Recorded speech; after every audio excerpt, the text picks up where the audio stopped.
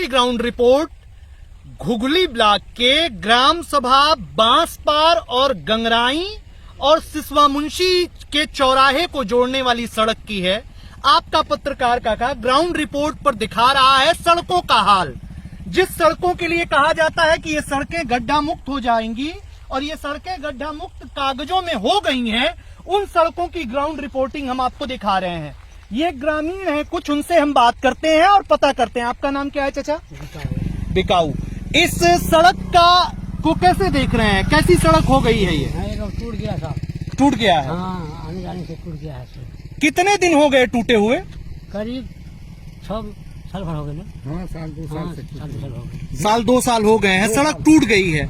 और इस सड़क पर तकरीबन कितने लोग आते जाते हैं? बहुत लोग वहाँ हरपुर चौराहे तक लोग आते हैं। हरपुर चौराहे तक लोग आते जाते हैं। हाँ। आप बताइए इस सड़क का क्या हाल है? इस सड़क पर सबसे पहले अपना नाम बताएं। बाबूलाल गुप्ता। बाबूलाल गुप्ता। इसी ग्राम सभा से बिलोंग करते हैं, लक्ष्मीपुर खास। इस सड़क का इस समय क्या हाल है? बहुत बुरी हाल है। कितने दिनों से? हो गया 5-6 साल। 5-6 सालों से। इस सड़क पर को बनाने के लिए कोई अधिकारी नहीं आते हैं? कभी कोई अधिकारी नहीं आया। जांच करने कोई अधिकारी आते हैं? नहीं। जांच करने भी कोई अधिकारी नहीं आते। आखिर ऐसा क्यों है? आप लोगों ने कभी अपने ग्राम प्रधान से या कभी अपने लोगों से ये बात कही? हम लोग शिकायत किए लेकिन फिर भी कोई सुनने वाला नहीं। आपका क्या नाम है चाचा? रामदौन। इस सड़क पर आप कितने वर्षों से आ जा रहे हैं? लगभग शुरुआत से ही आप इस सड़क से आ जा रहे हैं। हाँ। जब से ये सड़क बनी है क्या दशा है इस सड़क की? सड़क का बड़ा टूटा हुआ दशा है जी। जी। और इस सड़क को बनाने के लिए कभी किसी अधिकारी कोई अधिकारी नहीं आए? कोई नहीं आया। कोई अधिकारी नहीं आया। आप लोगों ने शिकायत की कहीं?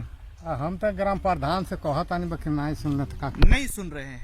ग्राम प्रधान भी नहीं सुन रहे हैं, यानी जनप्रतिनिधि भी नहीं सुन रहे हैं। और जो जनसेवक होने का दम भरते हैं अधिकारी एसी कमरों में बैठकर, वो अभी इन ग्रामीणों की परेशानियों को नहीं सुन रहे हैं।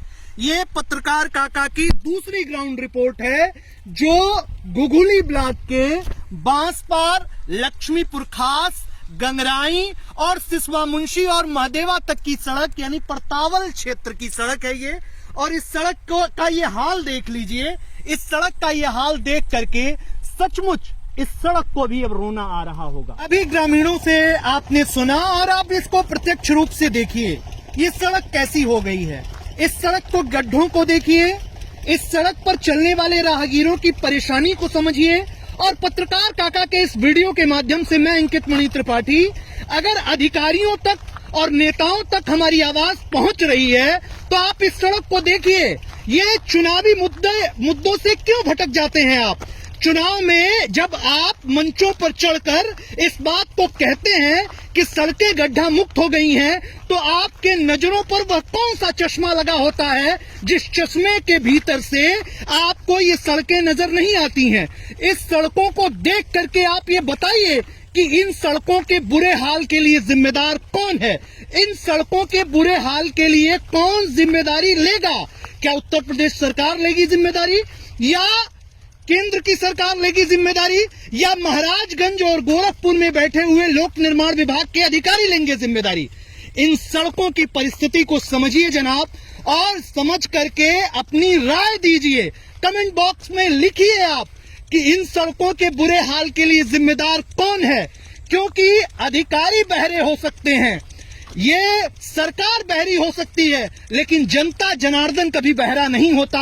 और जनता जनार्दन के कानों तक अगर मेरी आवाज पहुंच रही है पत्रकार काका के इस वीडियो के माध्यम से, तो इन सड़कों को देख करके इन सड़कों के बारे में अपनी राय दीजिए। और आपकी राय का स्वागत करता है पत्रकार काका। और देखिए इन सड़कों का हाल देख लीजिए। ये सड़कें हैं, इन सड़कों पर कम से कम कई करोड़ रुपए खर्च किए होंगे लोक निर्माण विभाग ने, लोक निर्माण विभाग के कर्मचारियों ने, लोक निर्माण विभाग के अधिष्ठाता मंडल ने, लोक निर्माण विभाग के मंत्री ने। और विधानसभा में बाकायदा इन सड़कों को लेकर के बहस क्यों नहीं हो रही है? इस बात का जवाब शायद न तो लोक निर्माण विभाग के पास है और न लोक निर्माण विभाग के अधिकारियों के पास है, न इस क्षेत्र के विधायक के पास है, न इस जनपद के सांसद के पास है।